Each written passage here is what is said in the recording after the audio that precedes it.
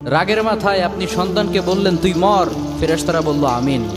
তোর ভবিষ্যৎ অন্ধকার, ফেরেশতারা বলল আমিন।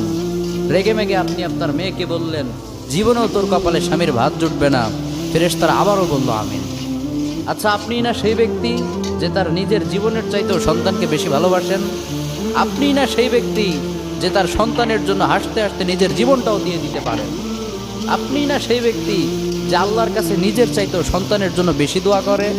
তাহলে কি করে নিজের হাতে নিজের সন্তানের এত বড় ক্ষতি করতে পারলেন? Doesn't make any sense. Common sense বলতে কিচ্ছু নাই আপনাদের? আপনারা কি জানেন না আপনাদের রাগের মাথায় বদদোয়া করাগুলো ফেরেশতারা আমিন বলে? দাওয়াতুল ওয়ালিদ আলা ওয়ালাদি, বাবা মা তার সন্তানের জন্য যেই দোয়া করে সেটা ভালো হোক কিংবা বদদোয়া হোক, আল্লাহ সেটাই কবুল করে নেয়।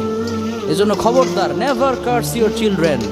রাগের মাথায় কখনো সন্তানকে অভিশাপ করবেন না। খুব বেশি রাগ উঠে গেলে তার জন্য উল্টা